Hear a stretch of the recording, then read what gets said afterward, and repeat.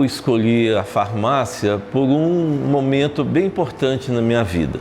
Quando criança, eu morava ali no bairro Santo Antônio e havia uma farmácia numa esquina de Rua Carangola com Rua Congonhas.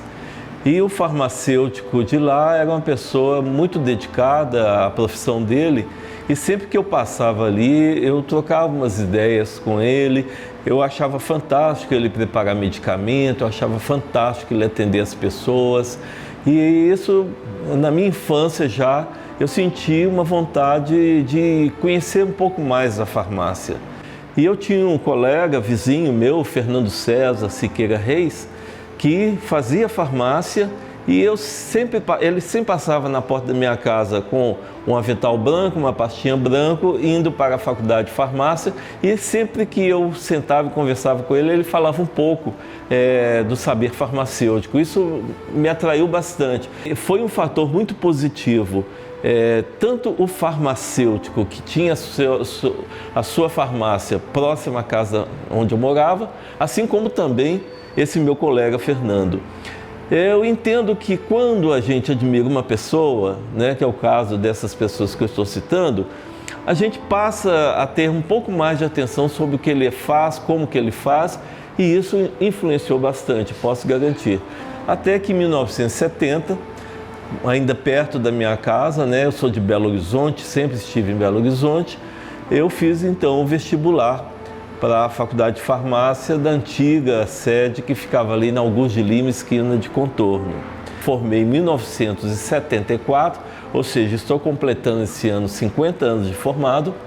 Então, desde essa época que eu já tinha essa vontade de mexer com medicamentos, de transformar produtos e fazer a dispensação e orientar as pessoas. Então, esse foi o principal motivo de eu chegar até o curso de farmácia.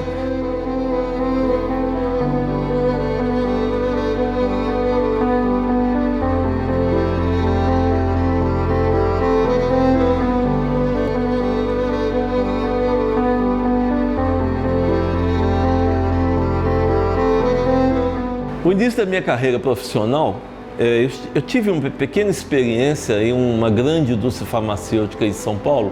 Morei 6 meses em São Paulo trabalhando nessa indústria farmacêutica, mas a minha dificuldade era com a necessidade de estudar mais, de completar mais os meus estudos. Eu entendia que ainda estava faltando alguma coisa para a minha formação.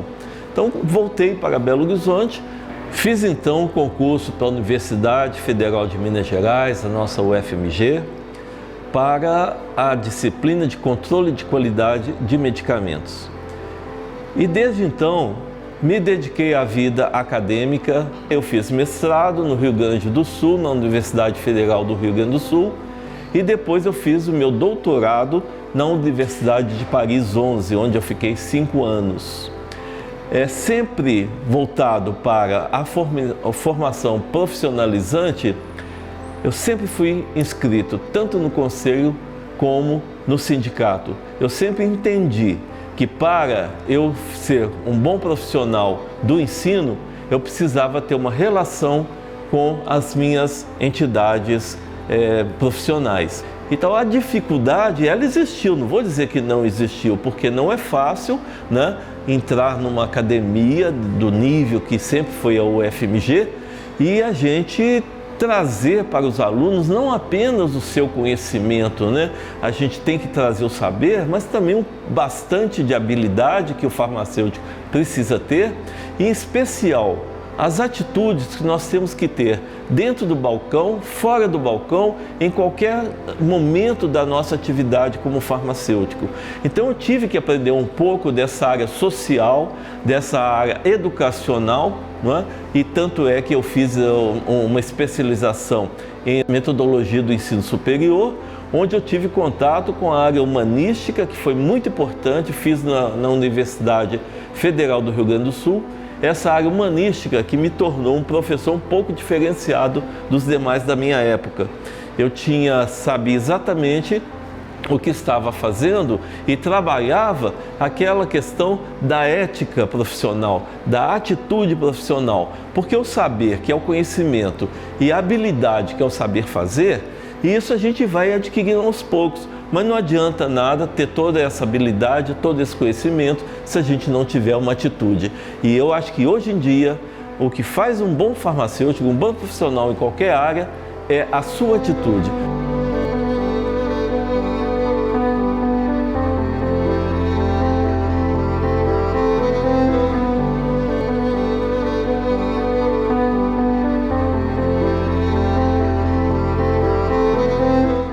A experiência de eu ter feito um estudo fora do Brasil, por 6 meses eu estudei na Venezuela, Caracas, no Instituto Nacional de Higiene de Caracas, e depois eu fiz um estágio de 3 meses no Instituto Nacional do México, no Instituto Nacional de Farmácia, Vigilância Sanitária do México. E depois eu tive a oportunidade de fazer o meu doutorado na França. Essa experiência me foi fundamental porque eu passei, no início da minha formação, eu passei a entender um pouco o que era o farmacêutico diferente do que era no Brasil. Isso me deu uma possibilidade muito grande de ampliar o meu horizonte e repassar isso para os alunos, e inclusive para os meus colegas, professores também, porque nós criamos essa disciplina, fizemos uma modernização na nossa disciplina de controle de qualidade a partir de toda a experiência que eu tive nesses países distantes. Entendo que a formação farmacêutica que eu tive no meu doutorado na França, ela foi fundamental porque eu entendi, nos idos dos anos 90, já o que era realmente um profissional farmacêutico em seu ambiente de trabalho, a sua farmácia, a sua drogaria. O farmacêutico lá fora é o farmacêutico proprietário e é o farmacêutico que já estava há muito tempo fazendo a atenção farmacêutica como hoje é desenvolvida no Brasil.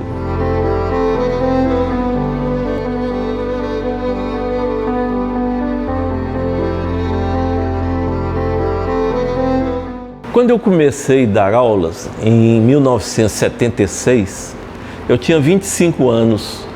Meus alunos tinham entre 20, 21 até 22. Hoje, eu tenho 77 e eles continuam com 20, 21 e 22. Então, essa transformação, essas várias gerações com as quais eu pude conviver, me foi um grande aprendizado, não é? Então, as gerações vão passando, as mudanças vão acontecendo, nós passamos do quadro e giz para a internet, para o tablet. Eu tive que me adaptar bastante, não foi fácil não, mas eu consegui. Eu entendo que o fato de ter convivido com a juventude durante 50 anos, pelo menos uns 20 anos eu posso diminuir no meu jeito de ser, no meu jeito de viver, no meu jeito de entender a vida e a sociedade.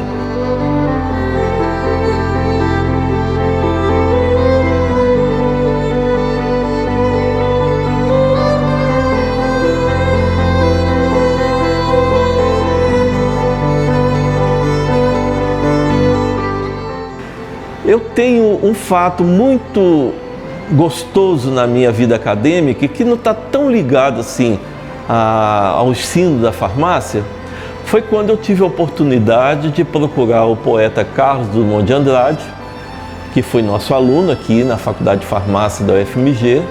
Eu estive com ele em 1982, se não me engano, que eu estive com ele no Rio de Janeiro, e fui lá perguntar a ele por que ele não seguiu a área da farmácia, que para nós foi um grande, nós perdemos no farmacêutico e ganhamos um grande poeta. E ele me respondeu que ele fez o curso de farmácia porque a farmácia era das áreas mais importantes no início do século passado. E ele se ajuntava com outros poetas como Pedro Nava, que fazia medicina, e era na farmácia que eles iam contar o que estava acontecendo na política, na sociedade, no dia a dia. Para mim foi muito gratificante eu ter tido essa conversa com ele.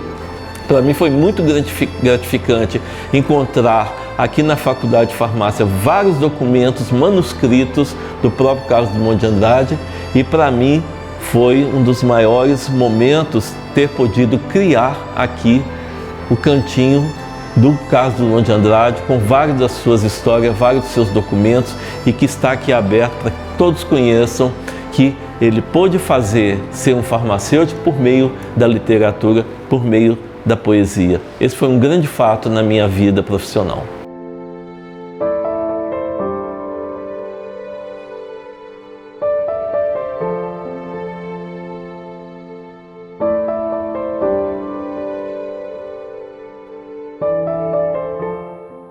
Como eu não tive filhos, eu não estou deixando um legado dentro da família para alguém seguir essa minha carreira.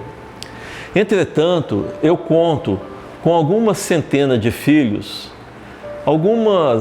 várias dezenas de netos, e já estou na área dos bisnetos dos meus filhos espirituais.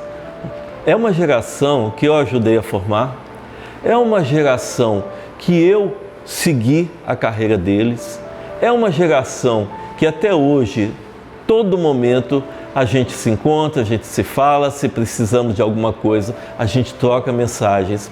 O grande legado que eu tenho certeza ter deixado na minha vida acadêmica é essa grande massa de profissionais que eu ajudei a formar. Eu entendo que com o meu exemplo, com a minha forma de ser, com o que eu aprendi com eles, em direção, como eu disse anteriormente, à minha constante modernização para chegar 50 anos depois falando a linguagem dos jovens, esse é o grande legado. Eu fico muito orgulhoso de ver vários dos nossos alunos ocupando lugares de destaque, fazendo uma atenção farmacêutica primorosa nas suas farmácias, trabalhando em órgãos públicos, no ensino, enfim. O legado que eu deixo é muito mais do que eu esperava. E eu posso considerar que é um legado familiar, porque toda essa gurizada, toda essa geração é parte da minha família pessoal.